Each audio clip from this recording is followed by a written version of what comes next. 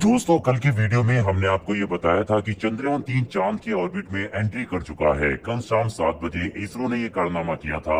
5 तारीख काफी ज्यादा इम्पोर्टेंट थी इस पूरे मिशन के लिए, क्योंकि ये काफी जटिल टास्क था जिसको सफलतापूर्वक इसरो ने पूरा किया। लेकिन दोस्तों, आज की इस वीडियो में हम चंद्रयान 3 की तो बात करेंगे ही, लेकिन इसके साथ साथ हम आज की इस वीडियो में चंद्रयान 2 के बारे में भी बात करने वाले हैं, जिसने एक ऐसी खबर दी जिससे पूरा देश झूम उठा है।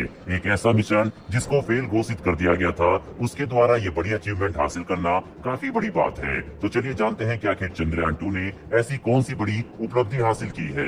लेकिन उससे पहले अगर अभी तक आपने हमारे चैनल को सब्सक्राइब नहीं कर रखा तो चैनल को सब्सक्राइब करके बेल नोटिफिकेशन को दबा लें, जिससे हमारी आने वाली डेली ऐसी वीडियो आप तक सबसे पहले पहुंच सके। दरअसल दोस्तों, हमारा पुराना यान चंद्रयान 2, जिसे पूरी दुनिया ने हारा हुआ बता दिया था, जिस चंद्रयान के ऊपर पूरी दुनिया ने एक फेलियर का ठप्पा लगा दिया था, आज उसी हारी हुई बाजी को जीत में बदल रहा है हमारा चंद्रयान 2, जो खुद तो चांद की सतह तक नहीं पहुंच पाया, लेकिन एक ऐसी बड़ी खोज चंद्रयान 2 ने चांद के एक्सोस्फीयर को लेकर की है, जिसके बारे में नासा और चाइनीज स्पेस एजेंसी को खबर तक नहीं थी। और जब भारत के इसरो साइंटिस्ट ने अपनी इस खोज के बारे में पब्लिकली बताया तो नासा समेत सभी डेवलप्ड नेशन के होश उड़ चुके हैं। एक तरफ जहां हमारे इसरो के वैज्ञानिक चंद्रयान 3 की गतिविधियों पर लगातार अपनी पैनी नजर बनाए हुए थे, तो इसी दौरान हमारा दूसरी तरफ पिछले यान यानी कि चंद्रयान 2 ने अंतरिक्ष से कुछ ऐसे सिग्नल भेजने शुरू किए जिन पर वैज्ञानिकों ने गौर से ध्यान दिया तो पता चला कि चांद के एक्सोस्फीयर, जिसे अपर लेयर भी कहते हैं, उस पर चंद्रयान 2 ने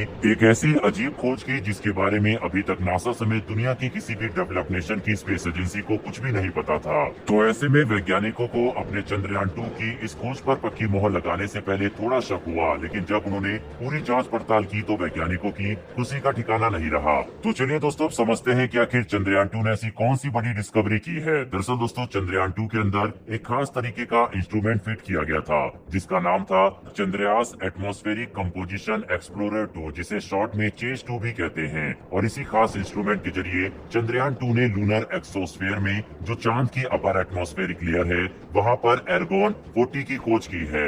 दोस्तों, इस खबर में हैरानी की बात तो यह है कि लूनर एक्सोस्फीयर व एटमॉस्फेयर है जिसके बारे में अभी तक किसी को कोई खबर ही नहीं थी। इसकी एग्जिस्टेंस चांद पर मौजूद है, ये बात दुनिया की कोई भी स्पेस एजेंसी नहीं जानती थी। यह स्टेटमेंट खुद इसरो की तरफ से निकलकर सामने आया। अब सवाल उठता है कि इस डिस्कवरी से क्या फायदा होगा। तो दोस्तों, आपको बता दें कि आर्गोन 40 की डिस्कवरी से हमें सबसे पहले तो चांद के एक ऐसे एटमॉस्फेरिक लेयर के बारे में पता चला जिसकी एग्जिस्टेंस अभी तक पूरी तरीके से गुमनाम थी। और दूसरा बड़ा फायदा यह है कि इसके जरिए ये पता लगाया जा सकता है कि लूनर एक्सोस्फीयर में स्पीसीज का ओरिजिन कैसे हुआ और अलग अलग तरह के प्रोसेस यानी कि गतिविधियां चांद पर होती कैसे हैं। लेकिन दोस्तों, अब सवाल ये उठता है कि आखिर आर्गोन 40 है क्या, जिसकी मदद से आने वाले वक्त में भारत के वैज्ञानिक चांद को और भी गहराई से जान पाएंगे।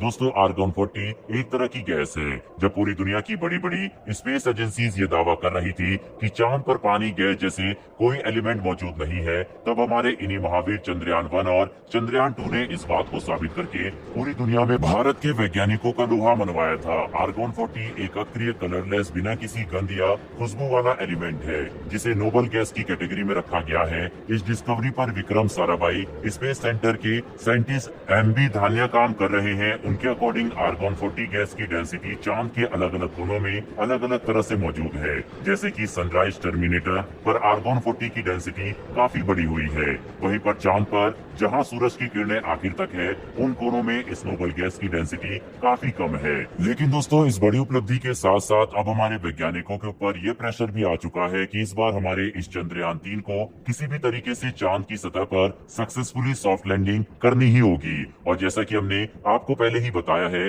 कि चंद्रयान 3 चांद के ऑर्बिट के साथ अपना सही संतुलन बनाकर चांद की ग्रेविटी को पकड़कर अब चंद्रमा के 5 चक्कर काटेगा और 17 अगस्त को इसके लैंडर मॉड्यूल और प्रोपल्सन मॉड्यूल अलग हो जाएंगे।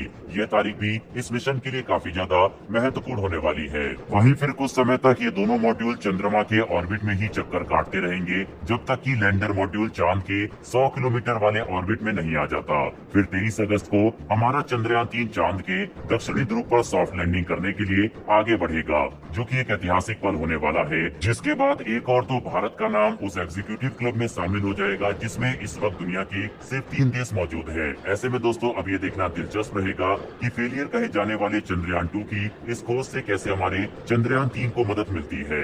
और चांद पर इस गैस से हमारे वैज्ञानिक किन नई खोज को अंजाम देते हैं। बहरहाल दोस्तों, चंद्रयान 2 की इस बड़ी उपलब्धि के लिए कमेंट बॉक्स में एक जय हिंद जरूर लिखिएगा। साथ ही अगर आपको ये इन्फॉर्मेशन और वीडियो पसंद आई हो तो मेरी एक छोटी सी रिक्वेस्ट है कि नीचे दिए गए सब्सक्राइब बटन को दबाकर बेल नोटिफिकेशन को ऑन कर ले, जिससे हमारी आने वाली ऐसी ही डिफेंस, वर्ल्ड अफेयर्स और स्पेस से जुड़ी ऐसी वीडियो आप तक सबसे पहले पहुंच सके। फिर मिलेंगे ऐसी एक नई वीडियो के साथ। धन्यवाद। जय हिंद।